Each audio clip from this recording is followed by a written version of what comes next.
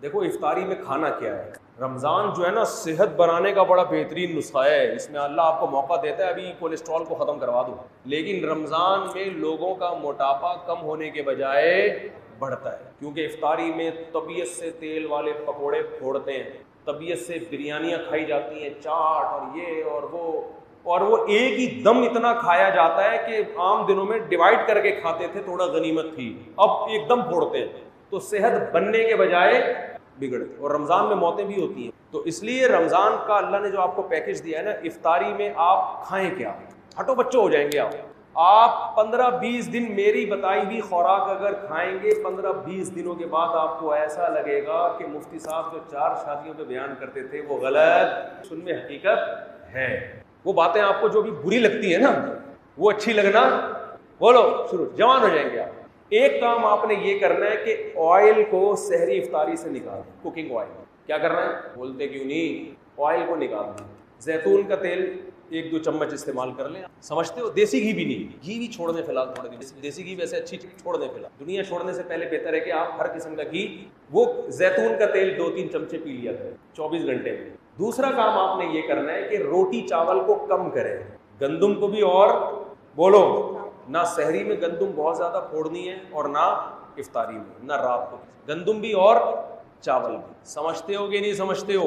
ज्यादा जो आपने फोकस करना है ना वो खजूर को, खजूर बहुत पावरफुल, पेट नहीं भरता उससे, मगर जो काम रोटी करती है ना और जो एनर्जी चाहिए वो खजूर से हमें ज्यादा मिलती है। हमारे यहाँ इफ्तारी में खजूर के साथ इतनी ज्यादती होती है कि एक खजूर की सुन्नत समझ के रोजा इफ्तार किया और फिर डायरेक्ट आ गए बिरयानी पे, कोल्ड ड्रिंक पे। अबे ये पेट भर के खाओ यार, तबीयत से खाओ, इस वक्त हजम भी होगी, जुज़्वे बदन भी बनेगी। आम तौर पे खजूर आसान नहीं होती हजम करना, खजूर आसानी से, कितना कुछ खाया हुआ होता है, खजूर के लिए मैदा तैयार ही नहीं होता। इफ्तारी में आप तजर्बा करके देख ले, जितनी भी खजूरें खा ले आपका पेट खराब नहीं होगा, तो ज्यादा खाएं खजूरें। और ये कोल्ड ड्रिंक को एक तरफ रखें आप। अगर आप अव्वल तो शरबत, मैं तो कभी भी इफ्तारी में शरबत नहीं, क्योंकि इफ्तारी में तजर्बा है कि शरबत अगर आपने पी लिया या पेट भर के रोटी खा ली तो मगरिब पड़ते ही आप टन हो जाते हैं, किसी काम के तरावी के काबिल तो आप रहोगे। टन नाटन, बस मैं हूँ सुन्नी टन टनाटन वाला हिसाब, मैं हूँ कादरी सुन्नी टन टनाटन वाला हिसाब समझा है। ना तरावी पढ़ी जाएगी ना पढ़ाई जाएगी। पीछे देखो लोग तरावी में पहली रकत से, ये वो लोग हैं जिन्होंने इफ्तारी में रोटी पेट भर के खाई होती है, चावल पेट भर के। अगर ये चावल या रोटी से पेट ना भरते, खजूरें खाते या और कोई चीज़ खा लेते, मकई खा लेते, लोबिया की चाट खा लेते, लोबिया खाए उसकी चाट बना के, मजे की भी होती है, सफेद चने भी खा लें वो भी ठीक है। कार्बोहाइड्रेट जो है ना वो कम होना चाहिए। कार्ब वाली चीजें क्या होनी चाहिए, ऐसी चीजें जिनमें निशास्ता होता है, मिठास होती है, जैसे रोटी में तो बहुत कार्ब है ना, चावल में बहुत कार्ब है, ये कम खाएं। बाकी आप दालें खाएं, आप चाट खाएं, बेशक सफेद चने की चाट खा लें, दही बड़े खा लें, तो कोई इतना मसला नहीं है। जायदादें खा के बैठे हुए होते हैं लोग, तो दही बड़े बड़े आराम से हजम हो जाएंगे। तो यानी कुछ भी खा लें आप इफ्तारी में, बेहतर है कि खजूर ज्यादा खाएं। एक सेकंड, लेकिन आपने इफ्तारी में रोटी और चावल 3-4 दिन आपको टेंशन होगी, उसके बाद आदी हो जाएंगे, फिर मजा आना शुरू होगा कि यार क्या, तभी आंखों में रोशनी तेज हो जाएगी। तो सहरी में भी आपने रोटी और चावल को कम करना है और ऑयली चीजों को, और इफ्तारी में भी रोटी चावल को आपने कम करना है। जब भूख लगे लोबिया की चाट खा ली या सफेद चने की चाट खा ली या काले चने की चाट, पकोड़े भी इतना कोई मसला नहीं करेंगे, पकोड़े भी खा, बेसन है ना वो भी इतना मसला नहीं करेगा पकोड़ा। ज्यादा जो टेंशन देगी ना आपको रोटी और चावल और ये कोल्ड ड्रिंक और शरबत पियो टन। जिस खुराक को खाने के बाद इंसान टन हो रहा है ना, सुन्नी टन टनाटन बन रहा है, तो समझ लो ये खुराक आपकी बॉडी में फैट पैदा कर, ये खुराक क्या कर रही है आपकी बॉडी में, ये उसूल याद है। शरबत पीते ही टन होती है, तबीयत की नहीं होती तो तजर्बा करके देख ले। इसका मतलब ये क्या पैदा कर रही है, फैट, बॉडी को मोटा कर रही है। रोटी खाते ही तबीयत क्या हो जाती है, एकदम आदमी को गुनूद की। ये क्या कर रही है, फी नफसी जरूरी है रोटी, लेकिन आपको मैं रमजान का पैकेज दे, और चावल को भी आधी रोटी खा लें बस बहुत है, बाकी दूसरी चीज फल फ्रूट को फोकस, गोश्त खाएं तबीयत से, अल्लाह ने अगर पैसा दिया गोश्त खाएं, मछली खाएं, गोश्त खाएं, ये चीजें खाएंगे फायदा होगा, नुकसान नहीं होगा।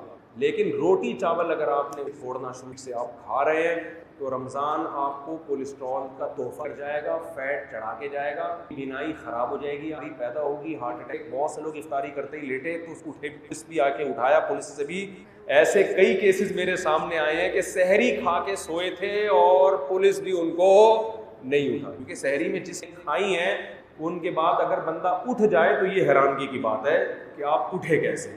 आपने तो उठने का कोई ऑप्शन, खजला खा रहे हैं सहरी में, इतना ऑयल से भरा हुआ होता है, पीनिया खा रहे हैं, और ये ऑयल भी मार्केटों का ऑयल जिसका पता नहीं है कि ये किस चीज़ का तेल है। तो इसलिए थोड़ा सा अपने आप को तमीज से ले आए, लेमन पिया करें और विटामिन सी, इससे आप देखो ऐसे निथर जाओगे, हटो बच्चो हो जाओ। आप ईद की चांद आपको सबसे पहले नजर आएगा, आपकी आंखें इतनी तेज हो जाएंगी, सबसे पहले आपको चांद नजर आएगा, आप बोलोगे वाह भाई वाह। तो बहुत फायदा होगा, लेकिन एक हफ्ते की प्रैक्टिस करनी पड़ेगी और इससे कोई कमजोरी नहीं होगी। ये रोटी खत्म नहीं करनी है, याद रखो, कम करनी है। खत्म करने से नुकसान होगा। चावल भी खत्म नहीं करना है, बहुत कम करना है। बाकी गोश्त को ज़्यादा फोकस करना है, दूध पिए, गोश्त खाएं, खजूरें खाएं और शरबत ना पिए। चीनी का इस्तेमाल बोलो बिल्कुल लाइफ से वैसे ही चीनी निकाल देनी। तो ये बड़ा खानदानी पैकेज है, बड़ा मज़ा आएगा आपको। देखो एक बात याद रखो, एक टाइम खाया करो, इफ्तारी में भी खा रहे हैं, फिर मगरिब की नमाज पढ़ के भी खा रहे हैं, ये पागलों वाली हरकत। वो तो बेहतरीन, ये तो बहुत अच्छा काम है। मेरी तो आदत है, हाँ मेरी तो आदत है, मैं हमारे यहाँ 15 मिनट बाद मगरिब की नमाज होती है, मैं इफ्तारी में खा लेता हूँ जितना खाना, उसके बाद बस बहुत अगर कभी तरावी के बाद भूख लगी तो खा लिया, वरना नहीं। लोग क्या कर रहे हैं, पहले इफ्तारी में खाते हैं, फिर मगरिब की नमाज पढ़ के आए, फिर जाके खाना खाएं। हालांकि उनको पता है कि हमारी भूख, क्योंकि जब वक्फा आता है ना तो भूख नहीं रहती है, तो ये पेट खराब होता है। रमज़ान में बीमारियां कम होने के बजाय बढ़ती हैं, तो रमज़ान बदनाम होता है इससे। वो हालांकि रमज़ान का कसूर नहीं है, वो आपका अपना कसूर। तो अगर आपने इफ्तारी के फ़ौरन बाद खाना खाना है तो इफ्तारी में खाएं, नमाज पढ़ें, फिर खाना खाएं। लेकिन अगर नहीं है तो फिर तमीज़ से खाना। और मस्जिद के इमाम को बोलें कि थोड़ा लेट पढ़ा दो भाई, कोई भागे नहीं जा रहे यार, थोड़ा 1 महीना है, खाने तो दो तमीज़ से। वो भी खड़े हुए होते हैं, मौज़िन साहब बस इधर आधा जल्दी जल्दी खा रहा है और उधर अजान की आवाज़ आ गई, जुगाली करते हुए आ रहे होते हैं मस्जिद से। मैंने तो देखा चलते चलते दस्तरखान से पकौड़ा पकड़ रहे होते हैं, जमात की पढ़नी और चलते चलते। यहाँ मगरिब की नमाज में ताखीर जायज़ नहीं है, लेकिन एक औज़र है। तो हम तो कोशिश करते हैं अजान और मगरिब में कम से कम 15 मिनट में भी जिस कम वक्त का पेट ना भरे ना, तो ये पेट नहीं है, ये लालू खेत है। ये कुछ भी खाएगा इसका पेट नहीं भर सकता। इसको फोकस करें, बहुत फायदा होगा इंशाल्लाह। सेहत बड़ी खानगी, अल्लाह अमल की। तो रमजान दिया ना वक्त कम है, जल्दी से बात को समेट के मैं खत्म करता हूँ। ये रमजान भी इसी सिलसिले की एक कड़ी है कि पूरा साल खाते रहते हो, तुम्हारी ब्रेकें फेल। अल्लाह कहते हैं अपनी पेट की हर ख्वाहिश पूरी करोगे तो इससे तुम्हारे अंदर मजीद ख्वाहिशात के अंडे बच्चे जन्म लेंगे। इंसान को सबसे ज्यादा महबूब चीज भूख के वक्त खाना होता है और प्यास के वक्त पीना। अगर अल्लाह हर ख्वाहिश छुड़वाते तो ये हुक्म मुश्किल हो जाता। अल्लाह ने हुक्म दिया कि ख्वाहिशात पे कंट्रोल करना सीखोगे, ख्वाहिशात का दायरा महदूद करोगे तो तुम्हारे दिलों में सुकून पैदा होगा। जिन लोगों की हर ख्वाहिश पूरी होती है ना, उनमें ख्वाहिश कभी पूरी ना हो तो बर्दाश्त की कुव्वत रहती नहीं है, इससे वो स्ट्रेस में, डिप्रेशन में जाते हैं। अल्लाह ने इंसान को ऐसा बनाया है कि जो कुव्वत उसकी इस्तेमाल होती है ना, वो कुव्वत बढ़ती है। ये अल्लाह की आदत है। अगर आपकी बचपन से हर ख्वाहिश पूरी हो रही है तो बर्दाश्त की कुव्वत इस्तेमाल हो रही है भाई? बोलो नहीं, तो बर्दाश्त क्या हो जाएगी? खत्म। अगर बचपन में हर ख्वाहिश पूरी नहीं होती, कुछ पूरी हो रही है, कुछ, अगर कोई भी ख्वाहिश पूरी नहीं हो तो फिर नफ्स बगावत करता है, समझ रहे हैं ना? फिर भी खतरनाक है, फिर इंसान मुआशरे से बागी हो जाता है, वो भी खतरनाक। तो ना तमाम ख्वाहिशात पूरी करनी है और ना तमाम ख्वाहिशात को कुर्बान करना है। कुछ ख्वाहिशात पूरी करनी है, कुछ पे क्या करना है? ब्रेक लगाना है। अब कौन सी पूरी करनी है, किन ख्वाहिशात पे ब्रेक लगाना है, ये फैसला हमने खुद नहीं करना। ये चार्ट जो है ना, अल्लाह ने हमें पहले से बना के दिया हुआ है। ये इस्लाम के पास ऑप्शन है, इस्लाम के अलावा किसी और के पास ये पैकेज नहीं है। वो हमें अल्लाह ने पहले से एक पेपर पे लिख के दे दिया है, ये पूरी कर लो, ये वाली छोड़ दो।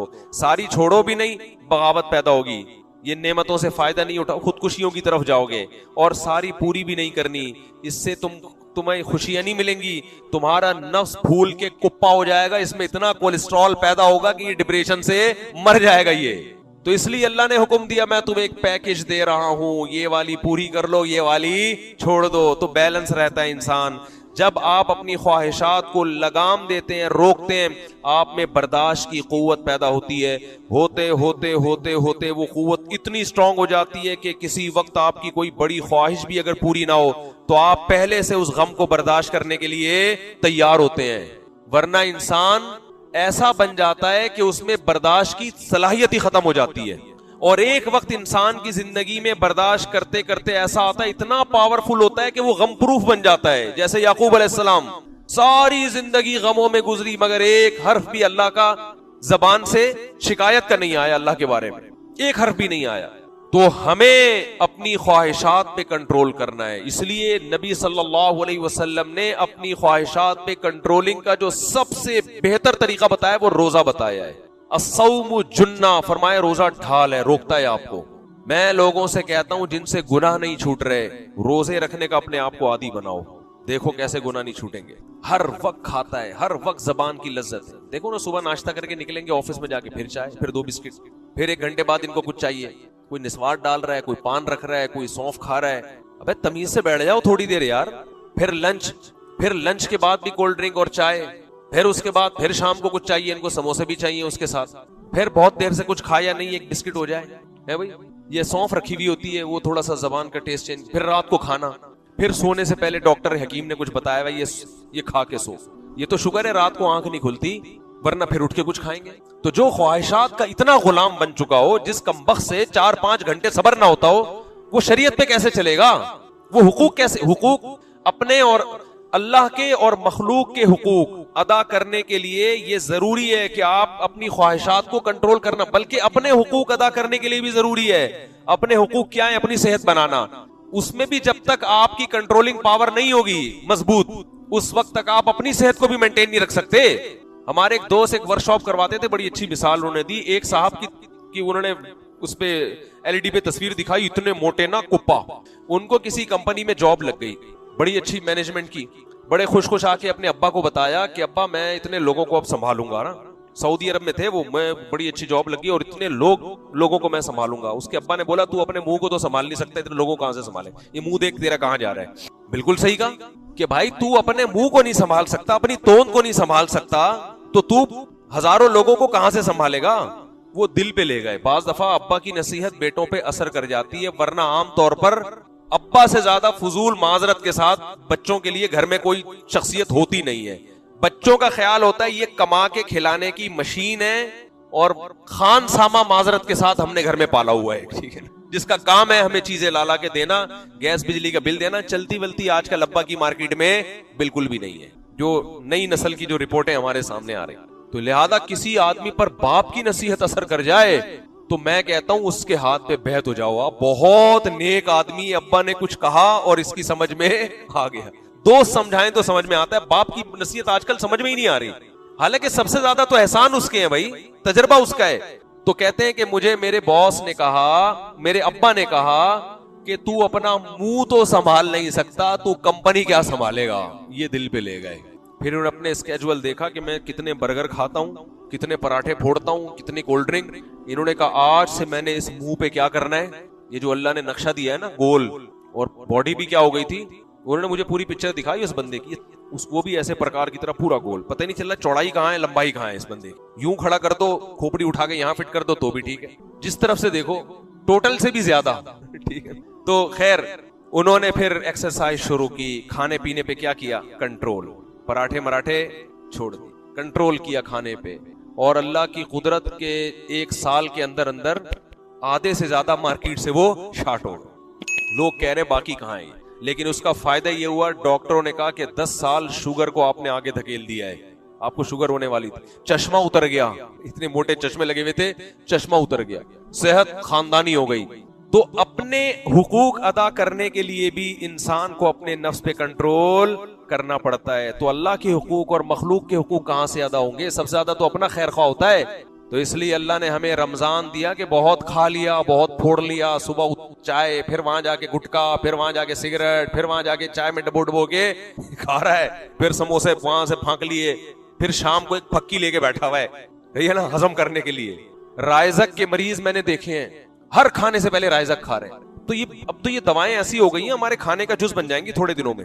ये जो है ना, ये जो हाजमे की दवाएं हैं, थोड़े दिनों में आप देखेंगे कि ये भैंस भी यही देना शुरू कर देगी, मुझे लग रहा है। खेतों से यही उगना शुरू हो जाएंगी। अल्लाह कहेंगे तुमने आलू प्याज टमाटर तो छोड़ दिए, तुम ज्यादा शौक से हाजमे की दवाएं खा रहे हो, तो हो सकता है ये उगाना शुरू कर दे लोग, तो इतना खा रहे हैं। तो अल्लाह ने हुक्म दिया कि जो सबसे लजीज ख्वाहिश है, इंसान की बॉडी की 2 रिक्वायरमेंट होती हैं, एक जबान की लज्जत और एक ख्वाहिशात, सेक्सुअल डिजायर्स। ये दो रिक्वायरमेंट बॉडी की ऐसी है जिनको बर्दाश्त करना इंसान के लिए बहुत मुश्किल। जब ये ख्वाहिशात पैदा होती हैं तो अल्लाह ने रमजान में दोनों चीजें छुड़वा दी। ना रोजे की हालत में ज़ौजा से हम बिस्तरी कर सकते हो, और ना रोजे की हालत में पानी पी सकते हो, ना खा सकते हो, ना गुटखा, ना सिगरेट, ना पान। और ये 2-4 दिन की बात नहीं है, पूरा महीना तुमने इस स्केड्यूल में गुजारना है। तो इसका बड़ा मकसद क्या है? अपनी ख्वाहिशात को कंट्रोल करना सीखो। लेकिन हम इतने ढीठ हैं, हम कहते हैं अल्लाह तूने सहरी से लेके इफ्तारी तक छुड़वा दिया, इफ्तारी का टाइम आने दे, वस्तु आण दे खाली, ऐसे आस्ती ने चढ़ा, आण दे खाली। और जो पूरा महीना रोजा रखवाया, चांद नजर आने दे। ईद के दिन मैंने तजर्बा किया है, अगर आप थोड़ा सा भी ज्यादा खा लो बदहजमी हो जाती है। क्यों? मैदा 1 महीना भूखा रह के अचानक इतना बर्दाश्त नहीं करता। डॉक्टर भी कहते हैं, तजर्बा भी है, यानी आपकी खुराक रमजान गुजरने के बाद ऑटोमेटिकली कम हो जाती है। वो अलग बात है कि लोग उसको मानते नहीं है, फिर भी थोड़े से पेट खराब करते हैं। अक्सर लोगों का ईद के दिन पेट खराब होता है। हालांकि गॉड ने आपको, अल्लाह ने आपको एक गिफ्ट दिया कि अब आपका मैदा सुकड़ गया है, अब थोड़े में पेट भर जाएगा। हम कहते नहीं, मैंने जो रमजान से पहले जितने खाया था ना, मैं उतना ही खाऊंगा। तो हम ढीठ हैं भाई, हम क्या है? अच्छा मैं बस खत्म कर। तो ये हम ढीठ है, ये हमारा कसूर है, ये रमजान का कसूर नहीं है। तो रमजान में गुनाह भी छोड़ने हैं, क्योंकि नबी ने फरमाया जिसने भूखा प्यासा रख के भी गुनाह नहीं छोड़े तो अल्लाह को उसके भूखा प्यासा रहने की कोई जरूरत नहीं है। तो असल तो ये है कि जब बड़ी ख्वाहिश को छोड़ोगे तो छोटी मोटी ख्वाहिशें छोड़ना आसान हो जाएगा। तो असल मकसद है कि आपकी रूहानी तरबियत हो और आपसे गुनाह छूट जाए। आप ये सोचो कि जो रिस्क हलाल था वो हराम हो गया, तो जो पूरे साल हराम था वो तो और ज्यादा हराम। बदनजरी पूरे साल हराम, रिश्वत लेना पूरे साल हराम, नमाज छोड़ना पूरे साल हराम, दाढ़ी काटना पूरे साल हराम, और जिना करना पूरे साल हराम। तो जो हराम हमेशा से है वो तो और ज्यादा बुरा है कि नहीं है? लेकिन फिल्म देख रहे हैं रोजा गुजारने के लिए। मैंने ऐसे लोग भी देखे हैं रोजा नहीं गुजर रहा तो फिल्म देख रहे हैं बैठ के। तो ये क्या हुआ भाई? अल्लाह ताला से दुआ है कि रमजान को अल्लाह हमारे हक में हकीकी तौर पर रमजान बना।